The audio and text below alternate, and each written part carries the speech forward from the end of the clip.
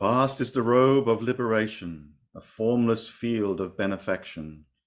Wearing the universal teaching, I realize one true nature, thus harmonizing all beings.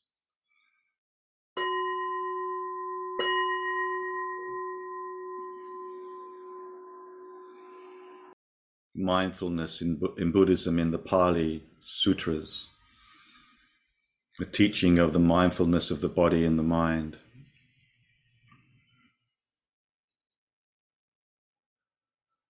So we always start with a very busy mind. So we need to give the mind something to do.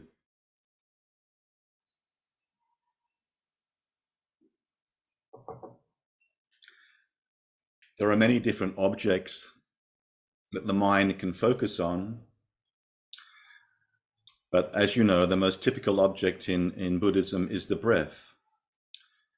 It's a very good object because it's always present, it's always moving, it's always changing. So we focus on the breath. In some traditions, they focus on the nostrils, but generally speaking, we tend to focus more on the belly, the abdomen, and the rising and falling of the breath. So we simply bring our mind to the abdomen and allow it to ride the rhythms of our natural breathing cycle. There's no need to try and breathe in a particular way in Buddhism. You just allow the breathing to be natural. And it will have a tendency to slow down over time.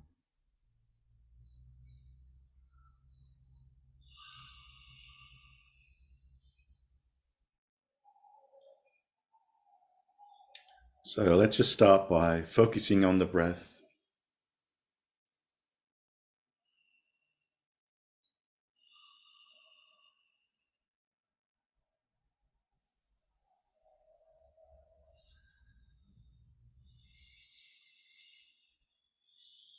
The Buddha also taught mindfulness of feelings, the subtle reaction as to if a feeling is pleasant or unpleasant, and the subtle attachment or aversion which arises to that. He also taught mindfulness of other dharmas such as thoughts. And he also taught mindfulness of cessation of all phenomena, a kind of early contemplation of emptiness.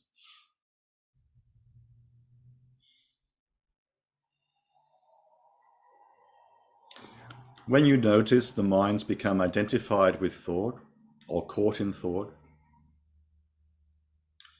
and you're following the train of thought in some way, then simply bring the mind back to the object.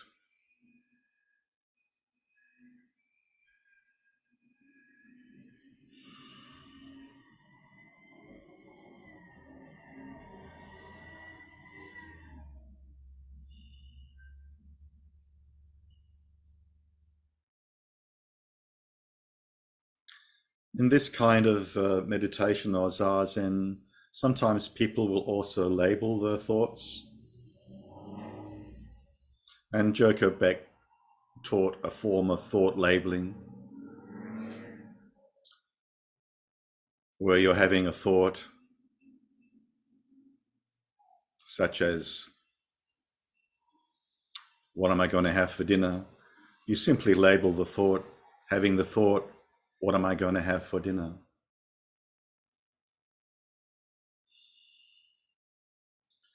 And the intention of thought labeling is to free yourselves from getting pulled back into that dualistic consciousness of identifying with thoughts. And you come back to the direct experiencing of the object, of the sensations of the object. So when we're focusing on the breath, we're not really focusing on the body as a image. We're focusing on the sensations, the feeling of sensations, which are changing moment by moment.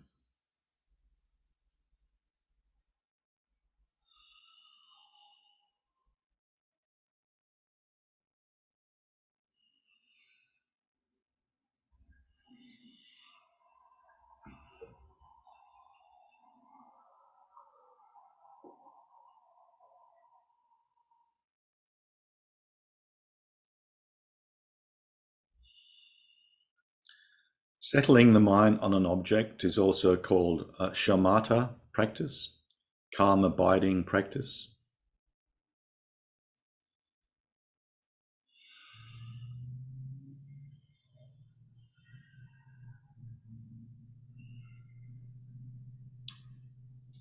And it can also lead to insight or vipassana, into reality.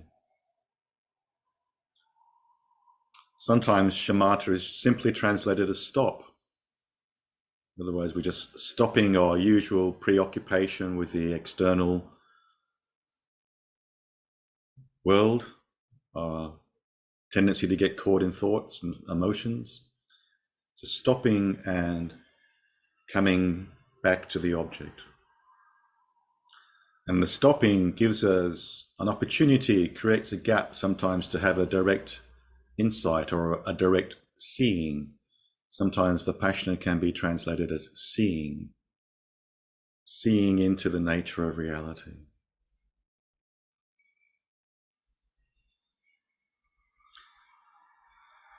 Okay.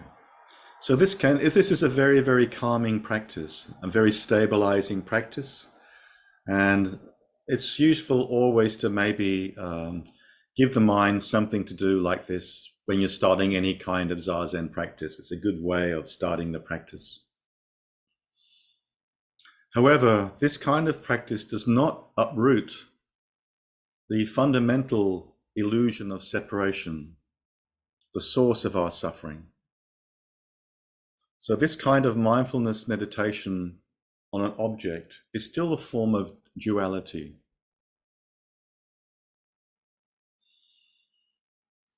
But it's a really good practice to prepare the ground for moving to our next type of Zazen.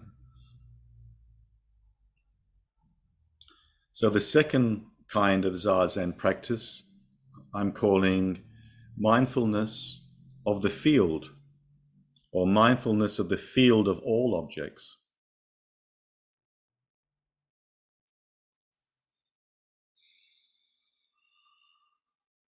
So while our mind is following the breath, we allow our attention to expand and to open up and to cover all the sense doors and the flow of thoughts. So becoming aware of the sounds, trying opening the eyes, becoming aware of the colors and shapes. And we could call this new object the open field of all objects. We could also call this the field of the present moment, or simply now.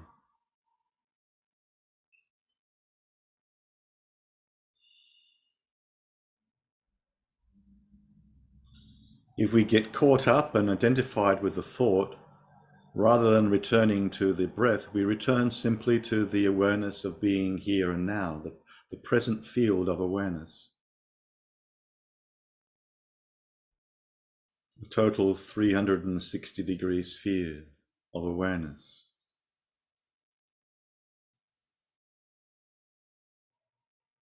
You can also try opening the eyes fully or partially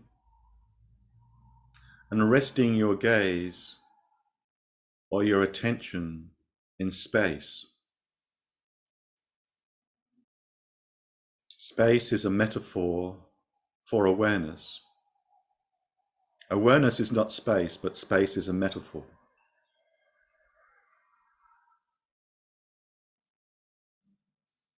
It could be simply the space of the room you're sitting in.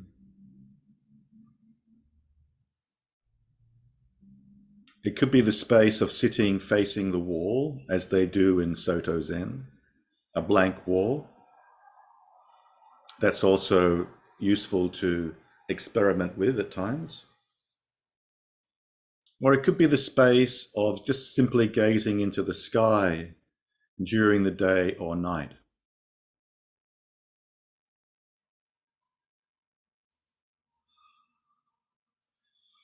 So this type of Zazen is often called open awareness or choiceless awareness.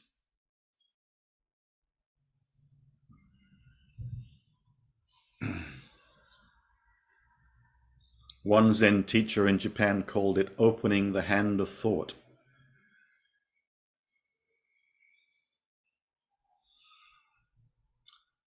So this is where we will abide most of the time when we leave, focusing on an exclusive object behind.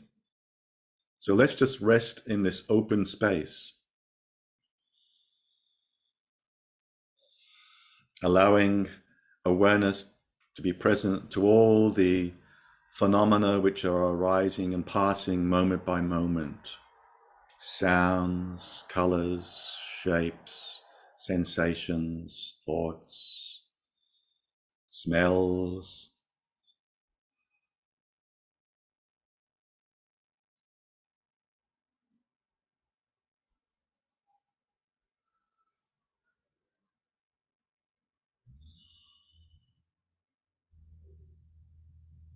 Again, this can be deeply relaxing practice.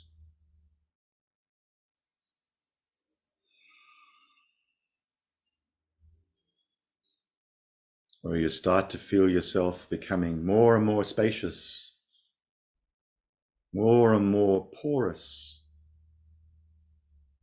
more and more transparent.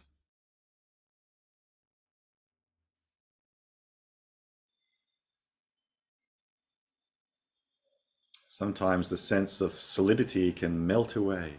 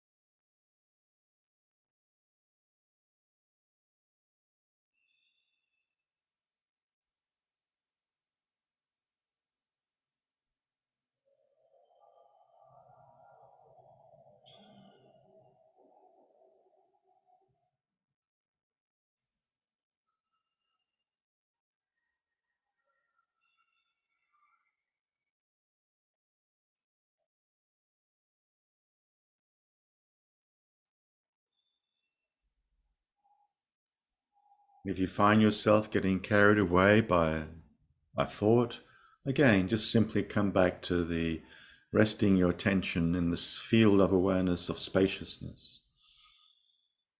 Just rest your gaze or rest your attention in space.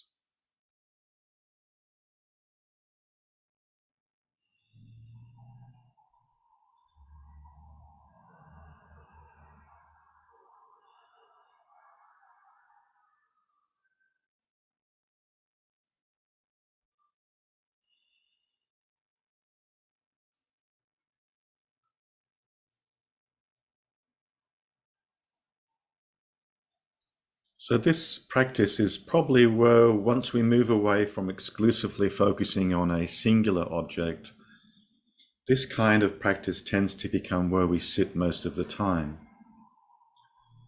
However, there is still a very, very subtle duality operating. An identification as the observer of the totality of the field of objects. So there's still a very subtle sense of duality, a subtle sense of separation of a kind of sense of me being in here and space being out there still. So we move to the third and final kind of Zazen, which we call just sitting.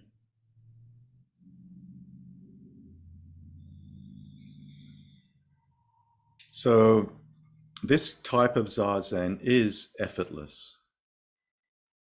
awareness of being itself.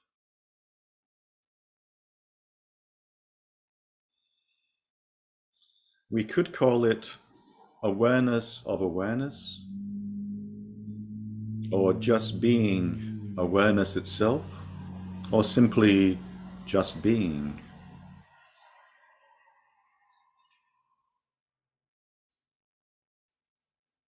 The distinction between observer and observed,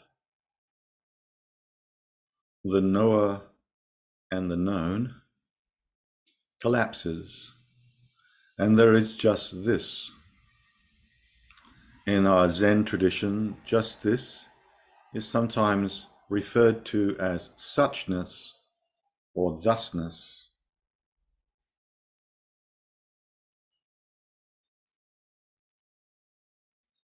This only happens for a few moments to begin with. It is a kind of breakthrough into non-dual awareness, our natural state, which is usually obscured by subject-object duality.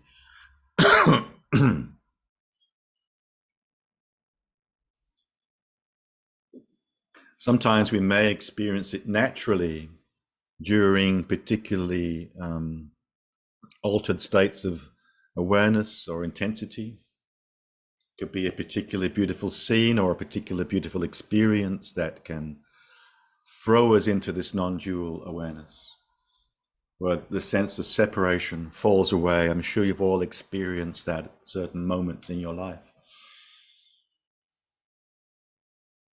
But this is also something which can be cultivated in our meditation practice. It's the practice of just sitting, which Dogen advocated for.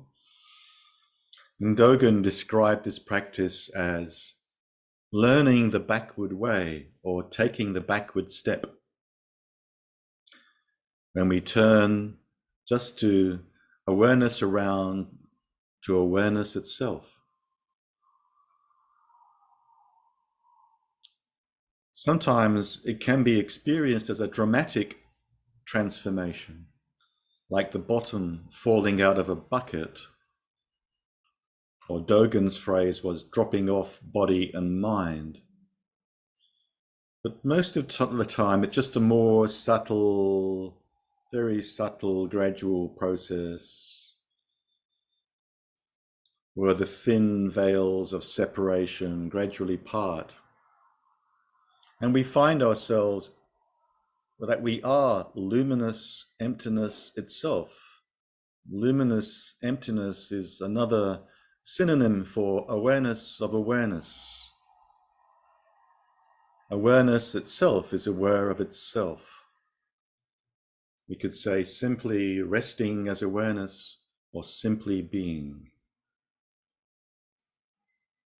Since awareness itself is not an object or a thing that can be grasped, this is the end of subject and object duality.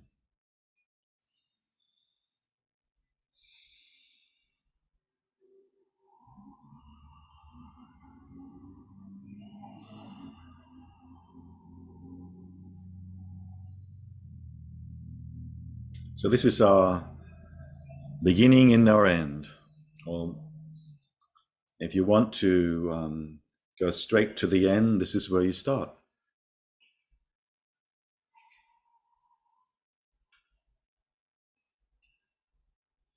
So my favorite Zen koan, which is a variation of the Mu koan, simply asks the question, who is hearing?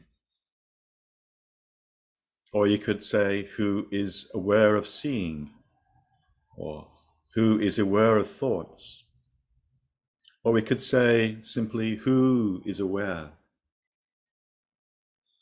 And you just take up contemplation of that question. Who? Who? Who is aware? And of course, we cannot find any object that's aware. Awareness is not an object or a thing.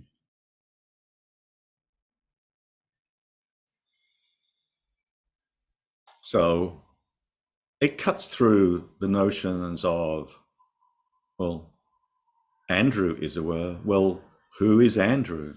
You can't find Andrew anywhere. You can't find a person anywhere. Andrew and persons, they're concepts or stories.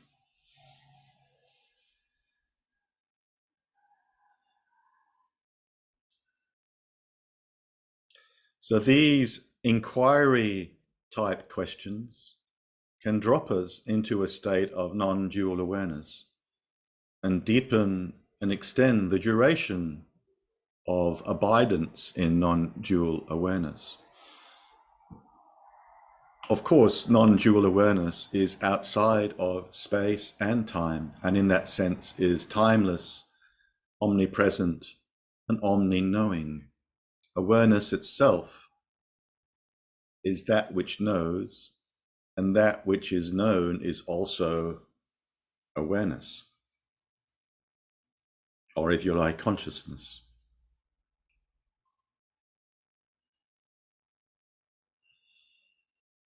You can ask yourself other questions, such as, where is, if your eyes are open, where are the colors and shapes appearing? Where is the sound appearing?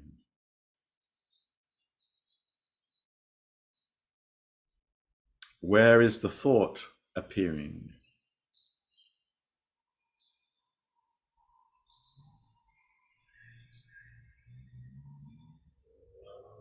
They are appearing and disappearing in awareness. So you start to get this very important distinction between appearances and awareness.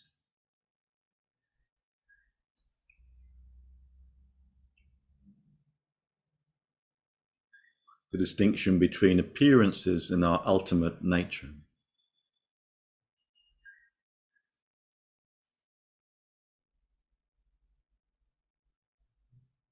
Appearances are coming and going, arising and disappearing moment by moment. They are subject to the laws of cause and effect. This arises and then that arises, then this disappears, then that arises. They're interdependent, they're impermanent.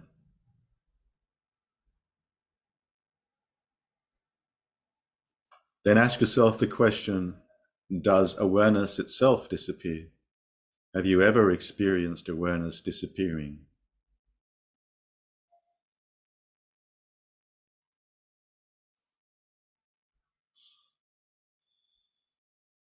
You could ask yourself, does awareness have any boundaries? Does it have a center, or is it centerless?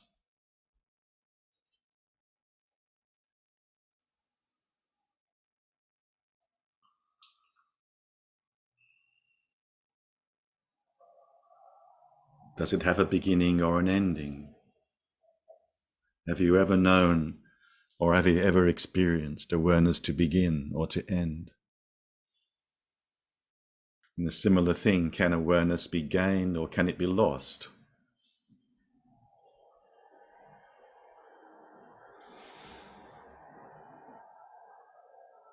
So another name for awareness is Buddha nature. So I will now let you contemplate this for 5 minutes in silence.